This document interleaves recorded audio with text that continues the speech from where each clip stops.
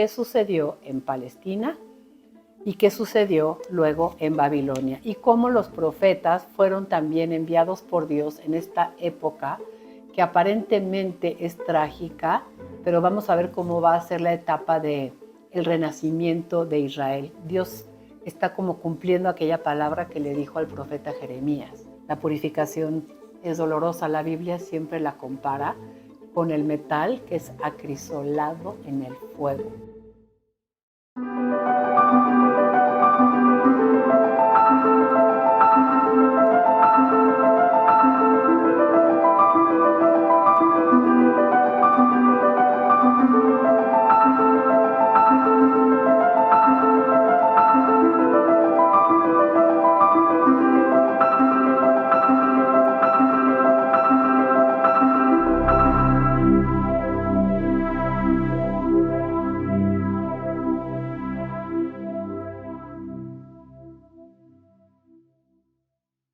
Mis queridos hermanos, sean bienvenidos a la clase número 29 del curso La Historia de la Salvación. Hoy vamos a empezar una nueva etapa que se llama etapa número 8, el destierro en Babilonia. Empezamos como siempre en el nombre del Padre y del Hijo y del Espíritu Santo. Amén. Padre nuestro que estás en el cielo, santificado sea tu nombre. Venga a nosotros tu reino. Hágase tu voluntad en la tierra como en el cielo. Danos hoy nuestro pan de cada día. Perdona nuestras ofensas, como también nosotros perdonamos a los que nos ofenden. No nos dejes caer en la tentación y líbranos del mal. Dios te salve María, llena eres de gracia, el Señor es contigo. Bendita eres entre todas las mujeres, y bendito es el fruto de tu vientre Jesús. Santa María, Madre de Dios, ruega por nosotros pecadores, ahora y en la hora de nuestra muerte. Amén. Oh Espíritu Santo, don de Dios y fuerza de lo alto, fuente de agua brotante de vida eterna, desciende y mora en nuestros corazones. Haznos verdaderos adoradores del Padre. Condúcenos a la plenitud de la verdad y transfórmanos en testigos de Jesús para llevar su nombre hasta los confines de la tierra. Amén. Pues nos habíamos quedado al final de la etapa número 7 con la ruina de Jerusalén, la caída de Jerusalén. Estamos en nuestro libro, en la página 68, y quisiera leer un poquito del panorama histórico, nada más como para introducir nuestra clase y verlo mientras ustedes están viendo su línea del tiempo. Vamos a ver como dos momentos. ¿Qué pasó después de la caída de Jerusalén en Palestina? ¿Y qué pasó en Babilonia? Realmente lo más importante va a suceder en Babilonia entre los desterrados. Pero, ¿qué sucedió en Palestina? ¿Y qué sucedió luego en Babilonia? Y cómo los profetas fueron también enviados por Dios en esta época que aparentemente es trágica, pero vamos a ver cómo va a ser la etapa de el renacimiento de Israel. Dios está como cumpliendo aquella palabra que le dijo al profeta Jeremías. Vamos a extirpar y a destruir, pero para reedificar y para volver a plantar, para que todo sea nuevo. Dios, acuérdense lo que decíamos, no pone parches. Él lo renueva todo. Cuando yo voy, por ejemplo, a confesarme, debo de tener eso en mi mente. El Señor quiere hacer de mí una creación nueva porque quiere quitar todo lo malo, quiere arrasar con mi pecado. Y por eso se entregó Jesús también. Entonces, el Señor quiere hacer las cosas nuevas. Pero antes de hacerlas nuevas, si le preguntáramos al pueblo, ¿y tú querías ser purificado de esta manera? Pues el pueblo nos diría, no. ¿Sí? ¿Por qué? Porque es doloroso. La purificación es dolorosa. La Biblia siempre la compara con el metal que es acrisolado en el fuego, pero luego sale muy brillante. Y pues a nadie nos gusta la purificación. Y eso va a pasar también en el pueblo de Dios. Pero vamos a ir viendo cómo Dios va a ir preparándose ese nuevo pueblo que a partir del regreso del destierro se va a llamar los judíos, porque van a regresar a Judá.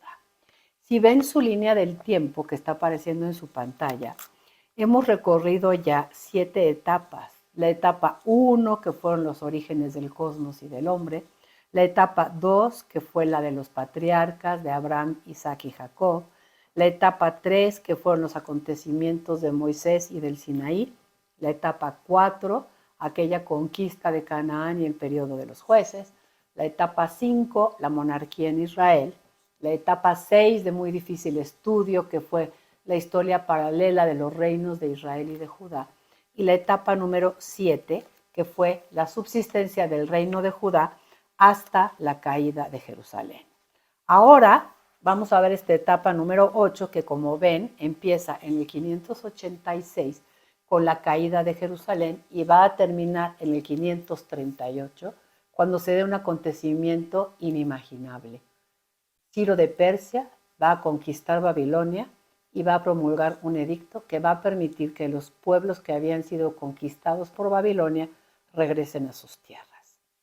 Y en este momento de la historia, como ven ahí también en verde, están los profetas, grandes profetas del destierro, que van a ser Ezequiel con una nueva predicación, ya no la predicación de principios de la deportación que anunciaba la caída de Jerusalén, sino ahora que ha caído Jerusalén, cambia la predicación de Ezequiel y puede que vayamos a entrar en contacto con los textos más bonitos de toda la Biblia. Y después el segundo Isaías, este profeta también conocido como el profeta de la consolación, que también va a tener un mensaje muy precioso para todos nosotros. Entonces vamos a recordar brevemente por qué cayó el reino del norte, por qué cayó el reino del sur, cómo lo anunciaron los profetas y qué es lo que va a pasar ahora. Vamos a retomar nuestro libro Segundo de los Reyes, en el capítulo 17, en el versículo 7. Por eso cayó el reino del norte. Esto sucedió porque los israelitas habían pecado contra el Señor su Dios, que los había sacado de la tierra de Egipto, sustrayéndolos a la mano del faraón rey de Egipto. Habían dado culto a otros dioses. Habían seguido las costumbres de las naciones que Yahvé había expulsado ante ellos. Cometieron acciones torcidas contra Yahvé su Dios. Se edificaron altosanos en todas sus poblaciones. Se erigieron estelas y cipos sagrados sobre toda colina elevada y bajo todo árbol frondoso. Ahí quemaban incienso en todo lugar de culto al modo de los pueblos paganos que Yahvé había deportado ante ellos. Obraron mal, irritando a Yahvé, y daban culto a los ídolos cuando Yahvé les había dicho que no hicieran tal cosa. Yahvé había advertido a Israel y a Judá por boca de todos los profetas y videntes: volveos de vuestros malos caminos y guardad mis mandamientos y decretos conforme a la doctrina que prescribí a vuestros padres y que les transmití por manos de mis siervos los profetas. Pero no hicieron caso. Mantuvieron rígida la cerviz como habían hecho sus padres, que no confiaron en Yahvé su Dios. Despreciaron sus leyes y la alianza que había establecido con sus padres y las exigencias que les había impuesto. Caminaron tras dioses que eran nada y se volvieron nada, imitando las naciones de alrededor cuando Yahvé les había prescrito no actuar como ellas. Abandonaron todos los mandamientos de Yahvé su Dios. Versículo 17. Arrojaron sus hijos e hijas a la pira de fuego. Consultaron los augurios y practicaron la adivinación. Se prestaron por dinero a hacer lo que Yahvé detesta, hasta el punto de provocar su ira. Y el Señor se encolerizó sobremanera contra Israel y los apartó de su lado. Solo quedó la tribu de Judá. Pero ¿qué dice el versículo 19? Tampoco Judá guardó los mandamientos de Yahvé su Dios. Siguieron las costumbres que Israel había practicado. ¿Dónde tenemos esto? Vamos al capítulo 24. Segunda de Reyes, capítulo 24. ¿Qué nos dijo el capítulo 17? Judá imitó los pecados de Israel. ¿Cuál va a ser su suerte? Va a caer.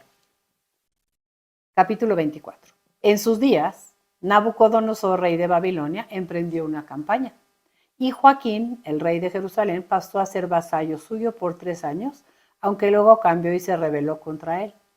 Yahvé, no Babilonia. Acuérdense que la historia sagrada está escrita así. Israel sabe que en lo profundo, profundo de su historia, cuando le va mal, es porque Dios lo está castigando. La Biblia no tiene reparos en hablar así. No es Babilonia, sino Yahvé la que lanzó contra su pueblo bandas de caldeos, arameos, moabitas y amonitas. Las envió contra Judá para aniquilarla, conforme al oráculo de Yahvé pronunciado por su boca de sus siervos, sus profetas. Esto le ocurrió a Judá por orden de Yahvé, que la echó de su presencia por los pecados cometidos por Manasés y por la sangre inocente que había derramado. Había inundado Jerusalén de sangre inocente y Yahvé no quiso perdonar. Yo me pregunto si no podemos hacer una actualización y decir la cantidad de asesinatos por las guerras que hay hoy, la cantidad de asesinatos que hay por el aborto hoy, no es llenar el mundo de sangre inocente. ¿Se acuerdan desde el Génesis cuando leímos la historia de Caín? Cómo Dios le dice a Caín, la sangre derramada de tu hermano clama venganza al cielo. Si le aplicáramos los textos de la Biblia, diríamos, estamos viviendo una situación de violencia tan terrible porque nos hemos alejado de Dios, porque no hemos hecho lo que Él ha dicho, porque no hemos querido escuchar su voz. En el capítulo 25 leímos toda la caída de Jerusalén, cómo había sido saqueada, cómo había sido deportada los habitantes de Judá durante 2 deportaciones, una en el 597, otra en el 586, y cómo había terminado todo, ¿no? Y cómo los profetas también hablaban de eso, cómo Jeremías había denunciado eso, cómo Ezequiel también había hablado de esa caída de Jerusalén. Vamos a retomar nada más un texto de Ezequiel, en el capítulo 33, cuando les decía que entre la primera y la segunda deportación hablaba de la caída de Jerusalén y a nadie le caía bien. Dice así, Ezequiel 33, 21. Dice así, el año 12º, el día 5 del 10º mes de nuestra cautividad, llegó donde mí el fugitivo de Jerusalén y me dijo, la ciudad ha sido tomada. Jerusalén ha caído. ¿Sí? Y luego en el versículo 23, la devastación del país. Todo este anuncio de la caída de Jerusalén. Me regreso al segundo libro de los Reyes, en el capítulo 25, para que veamos ahora sí el panorama histórico con el que habíamos empezado. Y vamos a ver cómo dice el libro. Vean qué bonito. El castigo produce sus efectos. Y es duro leer esto porque a nadie nos gusta leer de castigo. Todos quisiéramos que todo fuera premios, pero sabemos que la vida no es así. Y a todos nos cuesta mucho trabajo oír que Dios castiga. Pero si leemos la Escritura, el Señor está castigando a su pueblo. ¿Pero por qué? Por sus pecados. Piensen siempre así. Si no hubiera el pecado del ser humano, Dios no castigaría. Porque el castigo divino es una reacción justa al pecado del ser humano. Si no hubiera el pecado, no habría el castigo. Entonces, no nos gusta hablar así, pero bueno, vamos a leer en la página 68 el panorama histórico de la época que llamamos el destierro de Babilonia. Y dice, el castigo produce sus efectos. ¿Qué sucedió en Palestina? El resto que ha sobrevivido a la catástrofe de Jerusalén, porque pues no murieron todos, se agrupó en torno a un señor que se llamaba Godolías y al profeta Jeremías en Mizpá de Benjamín. Ahí Jeremías edita su librito del consuelo, que son los capítulos 30 y 31, y de un círculo de escribas brotan las lamentaciones. Poco tiempo después, algunos judíos huyeron y se llevaron consigo a Jeremías, donde murió el profeta. ¿Dónde leemos esto en nuestra Biblia? En el segundo libro de los Reyes, en el capítulo 25, en el versículo 22. Dice así. Nabucodonosor, rey de Babilonia, puso a Godolías, hijo de Agicán, hijo de Safán, al frente de la población que había quedado en el territorio de Judá. Cuando los jefes de las tropas y sus hombres oyeron que el rey de Babilonia había hecho gobernador a Godolías, se presentaron en Mizpá ante Godolías con Ismael, hijo de Netanías, Juan, hijo de Careaj, y Seraías, hijo de Tanhumet, el netófita, Hazanías de Maacá, acompañados de sus hombres. Godolías les tomó juramento a ellos y a sus hombres y les dijo: no temáis a los siervos de los caldeos, quedaos en el país, servid al rey de Babilonia y os irá bien. Y eso era lo que había hecho siempre Jeremías. Por eso le fue tan mal al pobre Jeremías. Porque él le decía al rey: entrégate a Nabucodonosor, porque esa es la voluntad de Dios. Y él escuchaba a falsos profetas que le decían: no, no, no, Dios no va a permitir que caiga Jerusalén. Y aquí está lo mismo, ¿sí? No temas, quédate en el país, sirve a Babilonia y te irá bien. Pero en el mes séptimo, Ismael, hijo de Netanías, hijo de Elisama, que era de linaje real, vino con 10 hombres y hirieron de muerte a Godolías, así como a los judíos y caldeos que estaban con él en Mizpá. Entonces todo el pueblo, desde los más jóvenes hasta los más ancianos, y también los jefes de tropas, se pusieron en marcha y huyeron a Egipto, pues tenían miedo de los caldeos. Bueno, esa es la historia de por qué cayó el reino del norte, por qué cae el reino del sur y cuál es el panorama histórico en Palestina, con el resto que queda.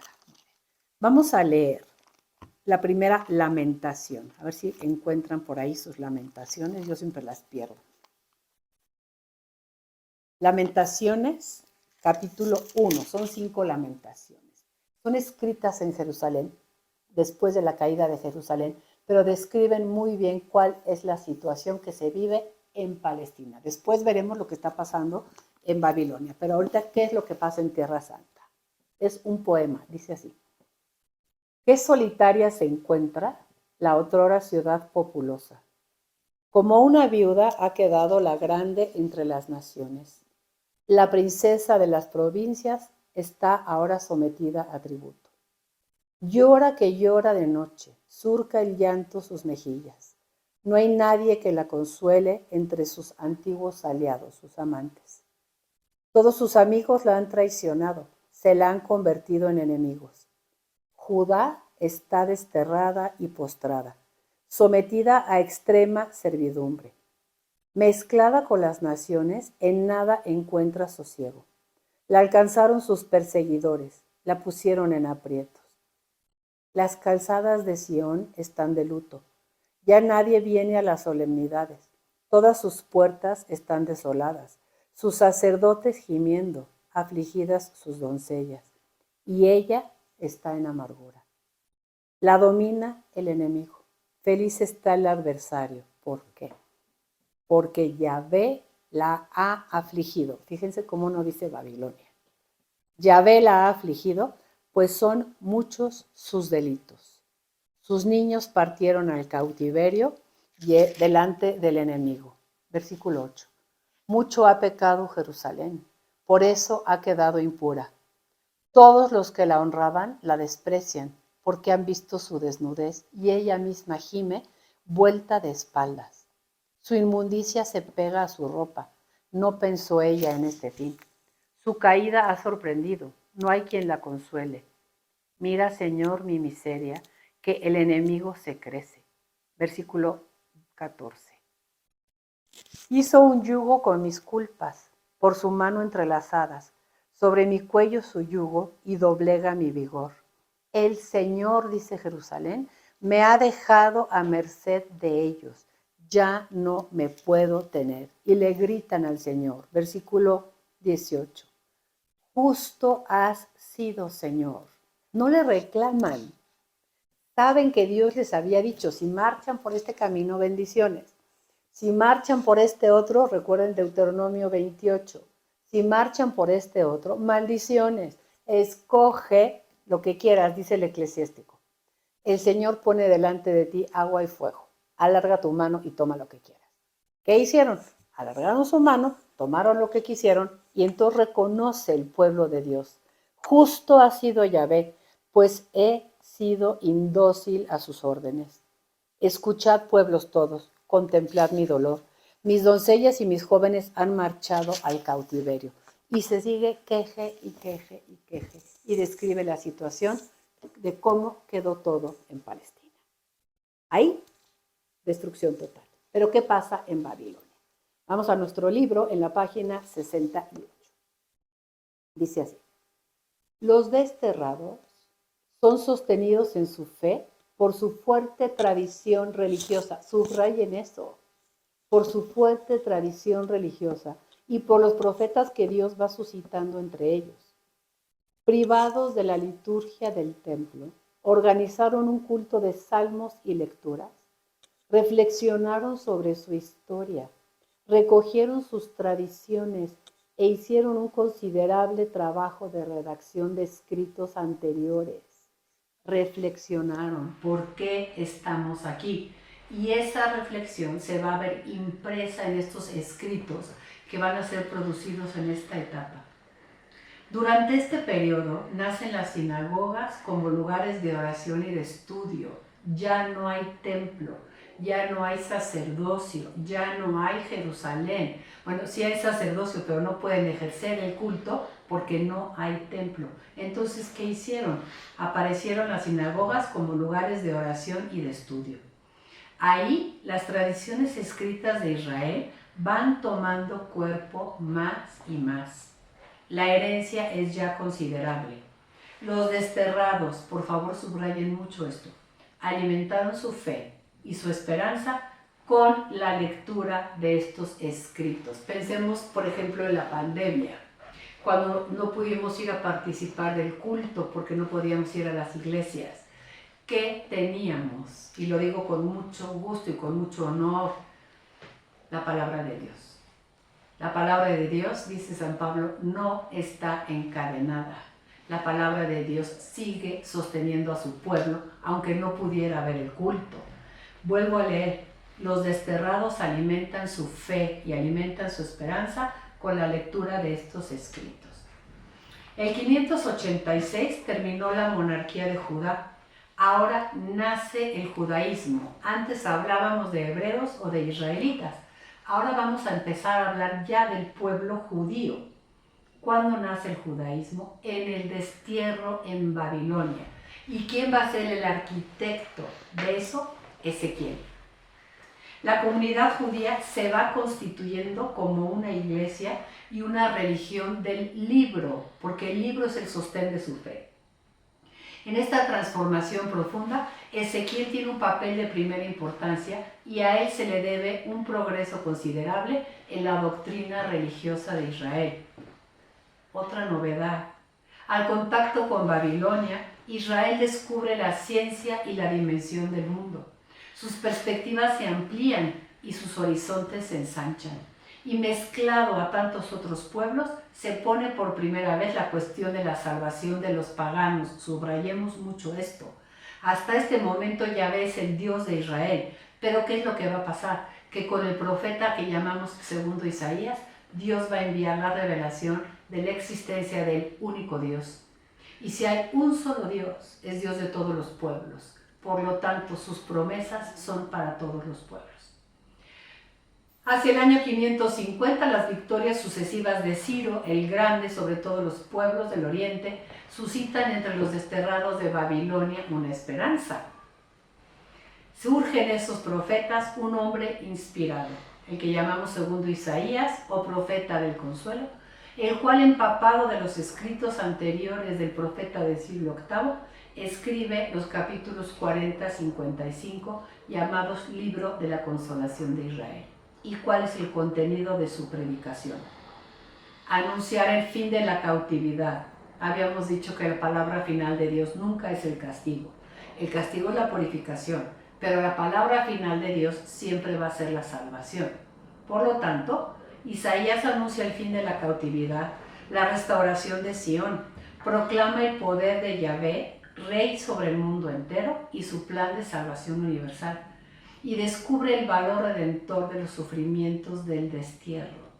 Nos encontramos en una cumbre nueva del pensamiento religioso, que vamos a ver en una clase más adelante. Ciro entra en Babilonia en el otoño del año 539 y da a todos los cautivos la libertad. Y el año siguiente parte la primera caravana de judíos que regresan a Jerusalén. El destierro termina. Brilla en el horizonte la restauración de Israel. ¿Qué podríamos leer sobre cómo le está pasando el pueblo en el destierro? Vamos a leer el Salmo 79. Vamos a leer también el 137, que ya lo encontré. Salmo 37, ¿sí? Textos de la Biblia que nos meten en el destierro, en el sentimiento del pueblo de Dios en el destierro.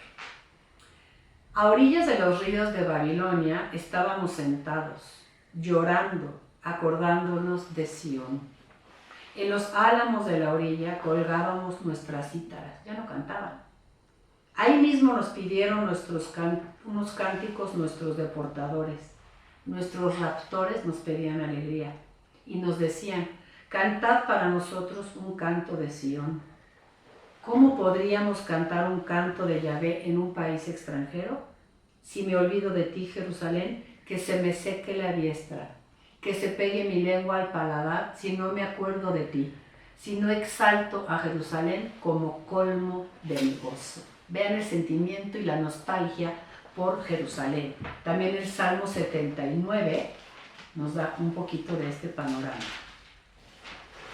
Salmo 79, versículos 1 al 7. Oh Dios, los gentiles han invadido tu heredad, han profanado tu santo templo, han dejado en ruinas a Jerusalén, han dado los cadáveres de tus siervos como pasto a los pájaros del cielo, los cuerpos de tus amigos a las bestias de la tierra. Han derramado su sangre como agua en torno a Jerusalén y ya nadie sepultaba a los muertos.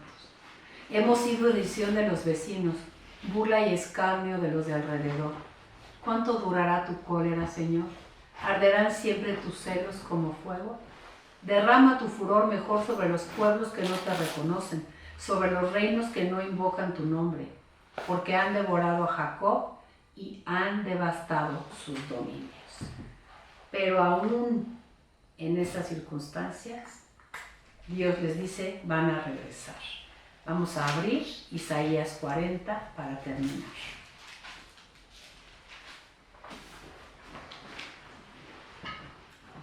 Capítulo 40. Consolad a mi pueblo, dice vuestro Dios, porque mi palabra final siempre es de salvación, porque es un Dios de salvación. Por eso nuestro curso se llama La historia de la salvación. Consolad a mi pueblo, dice vuestro Dios. Hablad al corazón de Jerusalén y decidle bien alto que ya ha cumplido su servidumbre, que ya ha satisfecho por su culpa, porque ya ha recibido de mano del Señor castigo doble por todos sus pecados. Repito mucho, pero es la realidad que nos transmite la Escritura. Porque el pueblo de Israel tiene como la honestidad de escribir su historia, reconociendo que si está como está es porque Dios le está castigando, porque no ha caminado por donde él dijo. Una voz clama: abrid en el desierto un camino para el Señor, trazad en la estepa una calzada recta para nuestro Dios. Que todo valle sea elevado y que todo monte y cerro sea rebajado. Que lo escabroso se vuelva llano y las breñas planicie. ¿Y qué va a pasar? Se va a revelar la gloria de Yahvé y toda criatura a una le verá. Cuando regresen del destierro, se verá la gloria de Yahvé. Y nos preguntamos, ¿qué es lo que va a ver la gente? ¿Cómo van a notar que está ahí presente Dios? La respuesta es esta: porque el pueblo va a ser salvado, el pueblo va a regresar, y en esa salvación se revelará la gloria de Yahvé delante de todos los pueblos de la tierra. Con eso terminamos una primera sesión sobre esta etapa 8 de la historia de la salvación, que se llama El destierro en Babilonia, con la que continuaremos la próxima semana.